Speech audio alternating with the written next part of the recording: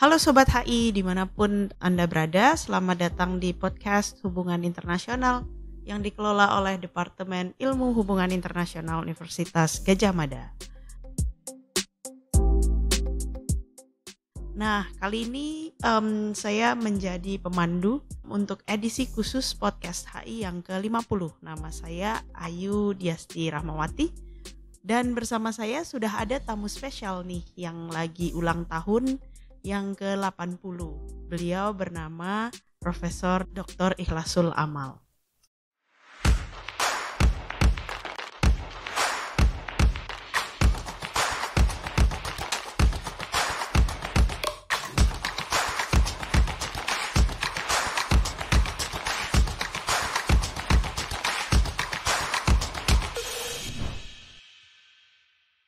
Banyak dari kita mengenal Pak Amal sebagai pengampu kelas pengantar studi demokrasi, partai politik, dan kelas-kelas lainnya.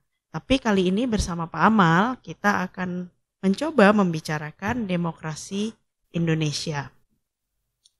Buat yang belum tahu, Pak Amal waktu reformasi dulu dijuluki sebagai Rektor Reformasi. Banyak hal yang sudah Pak Amal lakukan untuk reformasi Indonesia. Bulan April 98 misalnya, database Aksi Nir Kekerasan Damai Pangkal Damai mencatat bahwa Pak Amal menyampaikan pidato sebagai rektor yang menggarisbawahi perlunya reformasi politik. Dalam catatan Panggabean dan Smith, pidato ini tidak hanya sekedar menunjukkan dukungan atas aspirasi mahasiswa waktu itu, tapi juga jadi dasar bagi banyak pihak untuk bergabung dalam gerakan menurunkan Soeharto. Tidak berhenti di situ, bulan Mei 98, Pak Amal juga menjadi salah satu dari 50 orang yang membentuk sebuah kelompok bernama Majelis Amanat Rakyat. Kelompok ini menyampaikan deklarasi pada tanggal 14 Mei yang mendakwa Orde Baru telah gagal dan karenanya Presiden Soeharto perlu mengundurkan diri. Kontribusi Pak Amal pada demokrasi Indonesia tidak berhenti di tahun 98 aja. Pada tahun-tahun setelahnya, Pak Amal tercatat beberapa kali memberikan statement-statement penting yang perlu kita refleksikan tentang demokrasi di Indonesia. Misalnya statement tentang pers harus netral dalam pilkada, tidak boleh jadi tim sukses pilkada, bahwa penundaan pemilu tidak boleh dilakukan, dan seterusnya. Nah, dengan berbagai hal yang sudah Pak Amal lakukan untuk demokrasi Indonesia, mari kita dengar pendapat Pak Amal tentang kondisi demokrasi Indonesia. Pak Amal, banyak pihak berpendapat demokrasi Indonesia saat ini sedang menurun, memburuk kualitasnya. Bagaimana pendapat Pak Amal terhadap pernyataan ini? Apakah memang benar demokrasi kita sedang menurun? Kalau iya, menurut Pak Amal, aspek apa yang sedang menurun atau memburuk? Nah, saya kan mengajar lama demokrasi. Kalau saya membaca buku demokrasi itu, yang saya kumpulkan itu banyak sekali tulisan tentang the decline of democracy.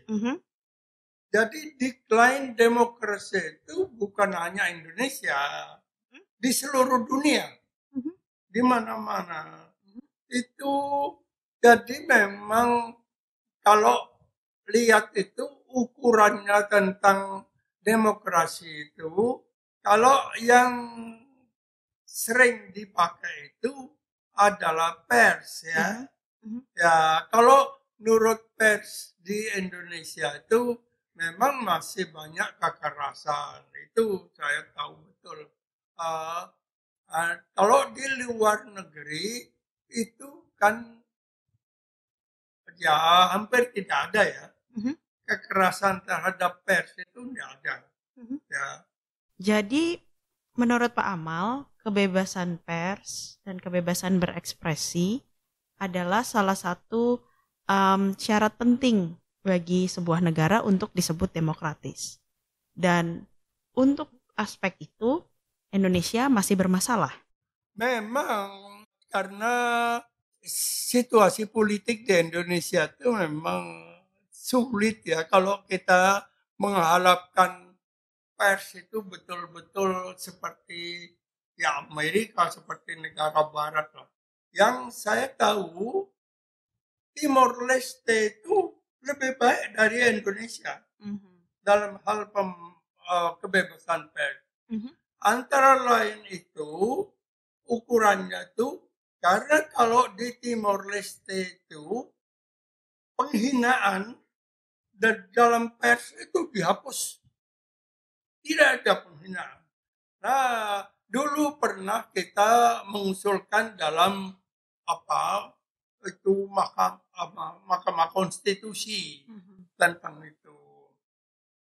Tapi susah katanya karena Undang-Undang Indonesia itu kan ditulis barang siapa ya menghina itu barang siapa itu susah sekali.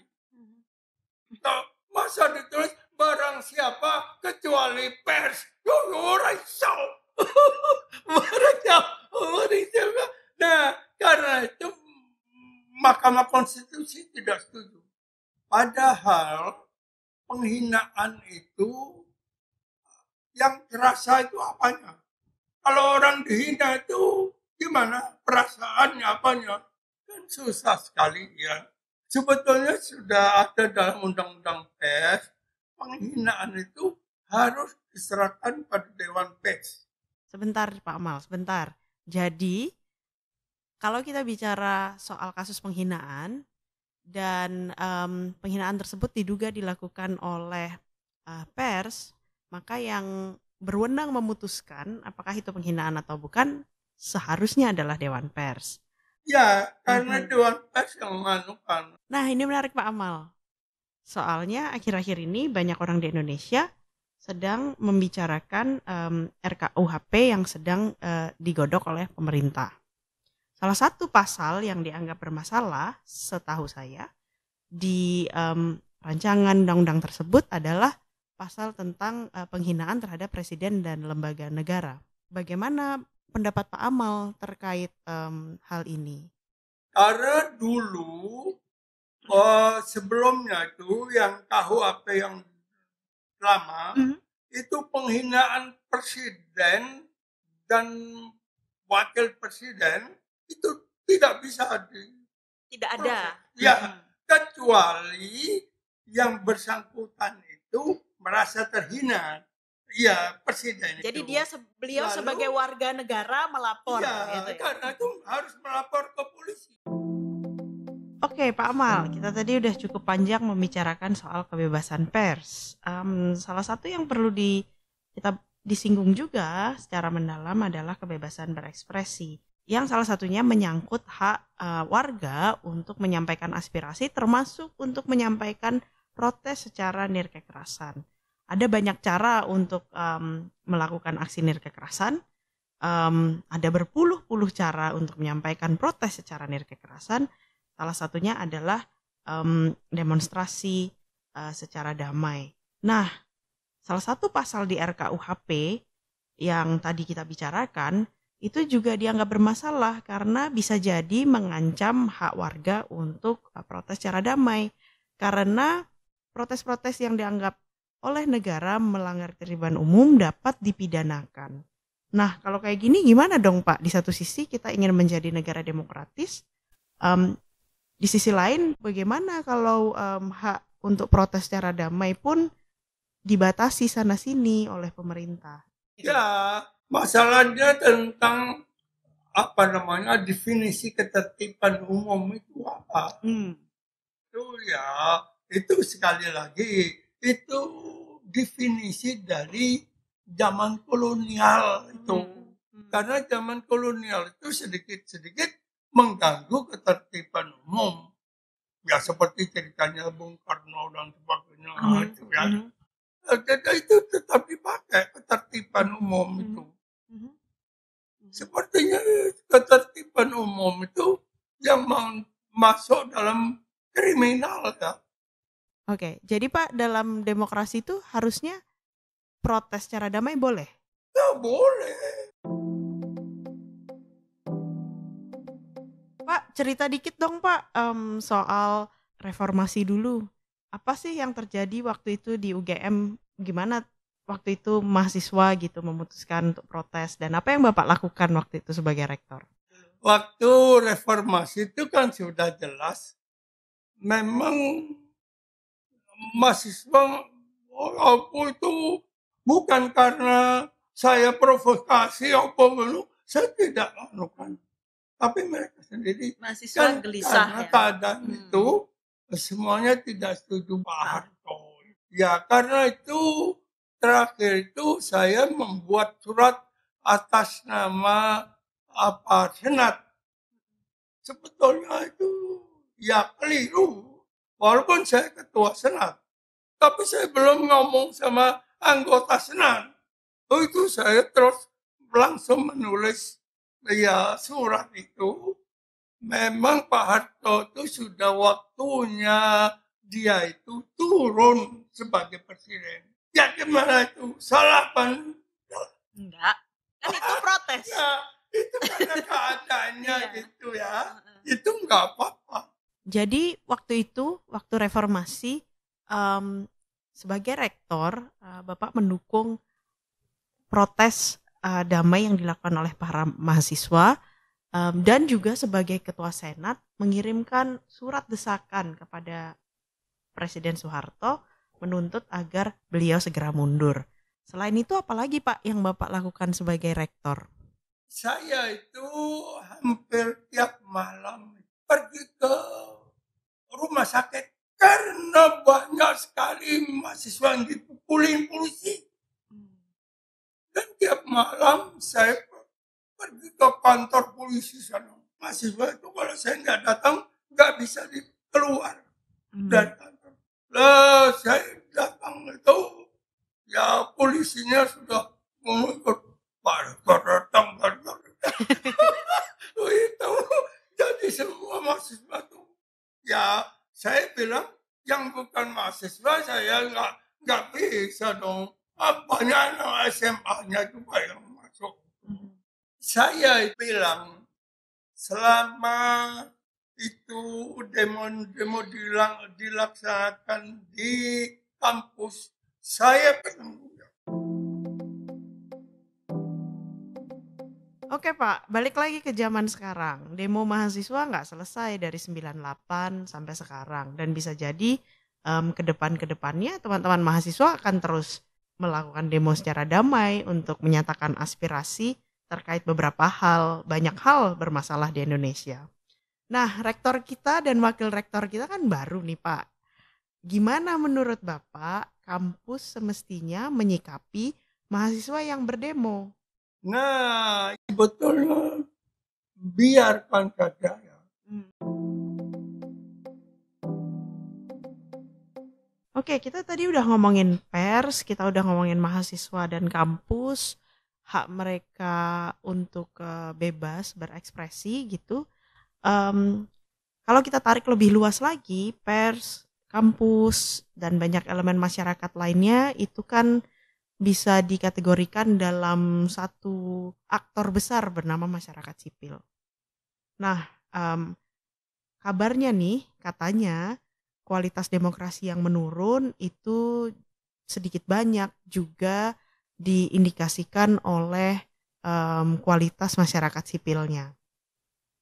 Menurut Pak Amal, gimana sih masyarakat sipil di Indonesia sekarang? Sudah menjadi pejabat. Kenapa masyarakat sipil menjadi pejabat bermasalah, Pak? Ya mau sekali-kali kalau leadernya itu sudah menjadi pejabat, lalu gimana masyarakat sipilnya itu gimana? Jadi nggak otonom ya Pak?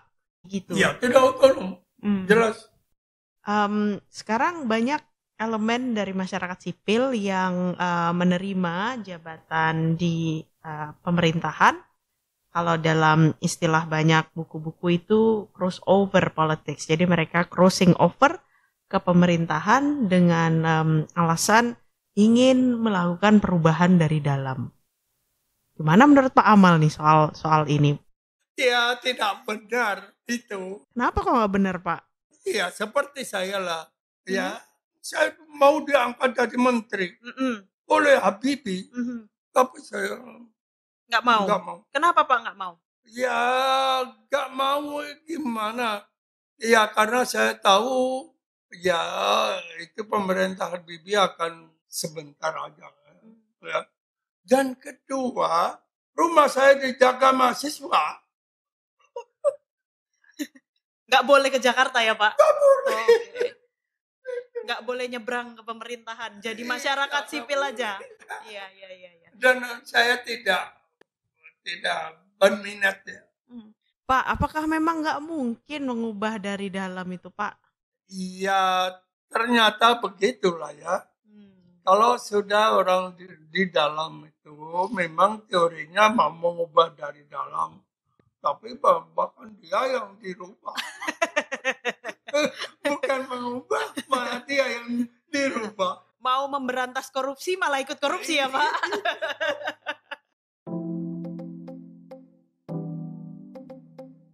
Oke Pak, tadi kita di awal udah ngomongin pers, terus kampus, terus masyarakat sipil secara umum. Nah, sekarang saatnya kita ngomongin aktor lain dalam demokrasi yang sangat penting, yaitu partai politik.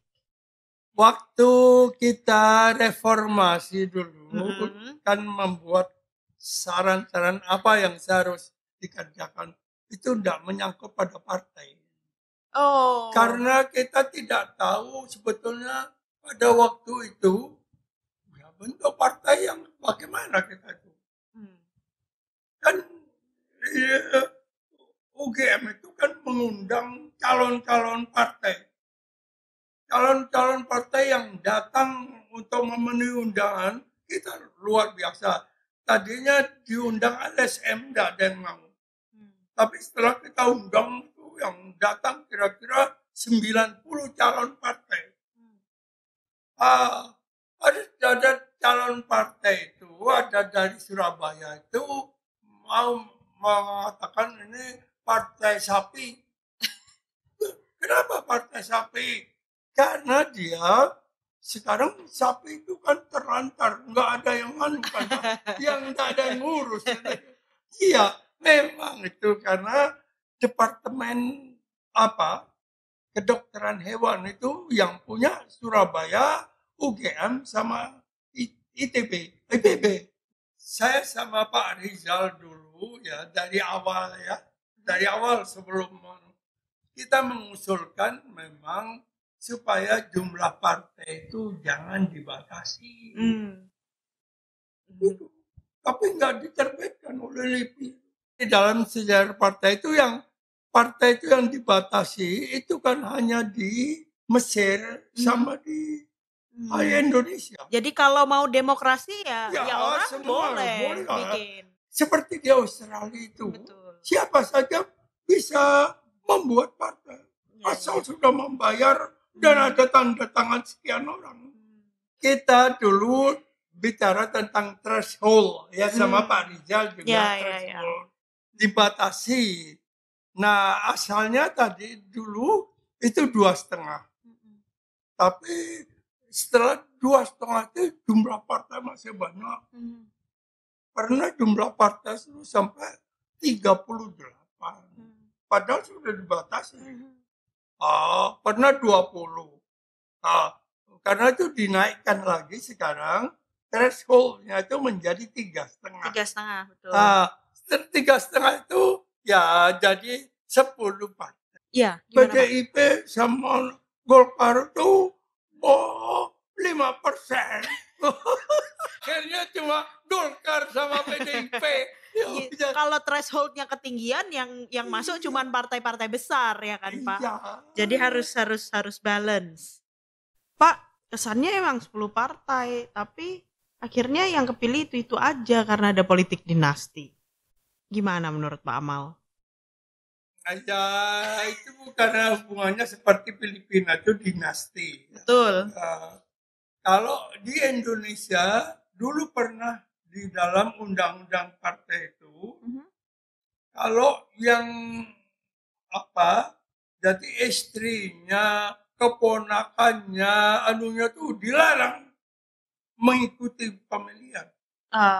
Oke. Itu undang-undangnya. pernah ada kayak gitu? Iya, pernah kayak gitu. Tapi dibawa ke konstitusi, ya tidak bisa itu. Itu melanggar hak HAM. konstitusi Iya, ya. HAM. Itu dibatasi dulu. Iya, ya bisa dipahami. Kemudian dicabut oleh Mahkamah Konstitusi. Pak, dari tadi kita udah ngomongin soal banyak sekali kebebasan, tapi demokrasi juga memang perlu batasan gitu ya. Dan batasan-batasan itu terutama kita buat untuk membatasi mereka yang berkuasa. Tapi sekarang banyak sekali batasan malah dibuat untuk membatasi yang tidak berkuasa.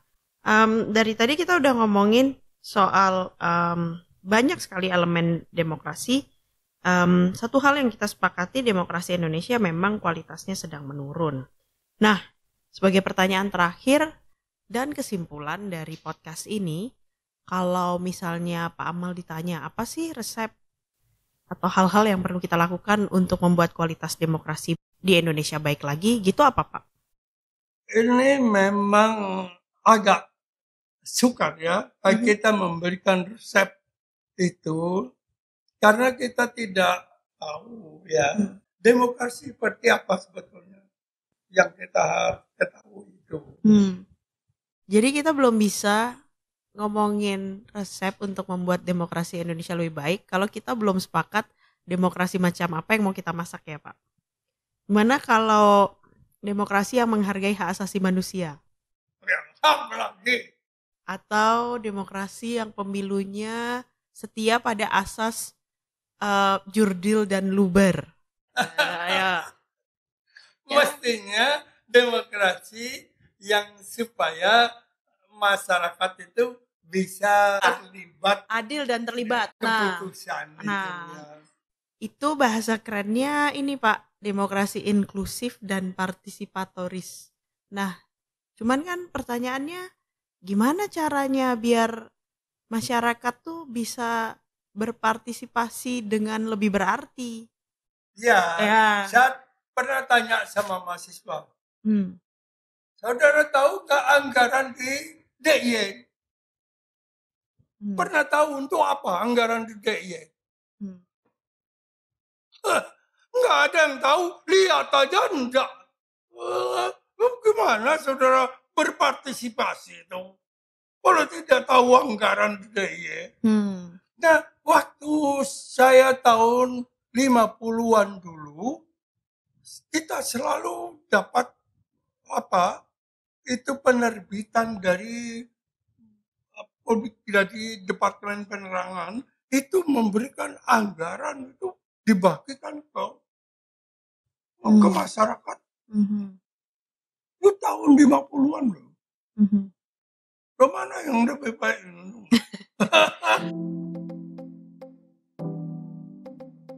Oke, kalau begitu berarti demokrasi yang kita inginkan adalah demokrasi yang menyediakan ruang yang terbuka bagi semua masyarakat untuk terlibat aktif dalam proses-proses berdemokrasi. Untuk itu, maka kalau boleh disimpulkan dari yang depan-depan tadi, ada beberapa syaratnya. Satu, persnya harus dijamin kebebasannya. Kedua, masyarakatnya juga harus bebas mengekspresikan aspirasinya, termasuk melalui cara-cara protes nirkekerasan maupun aksi nirkekerasan yang lain. 3, masyarakat sipilnya harus otonom.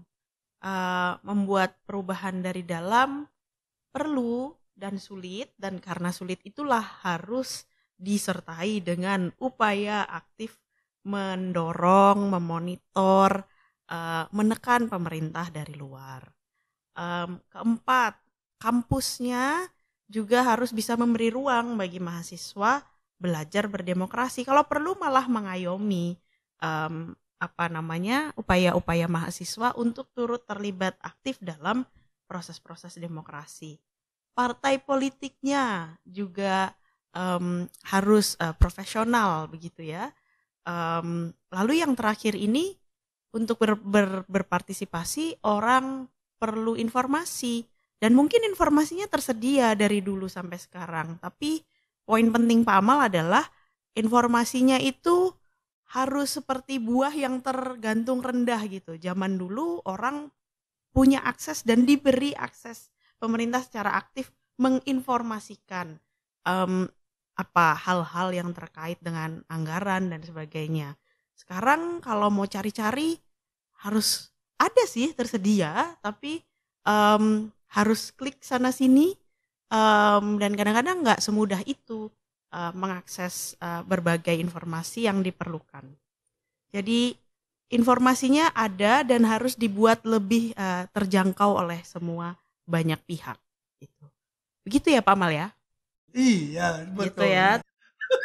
Nah, ini kan susah ya.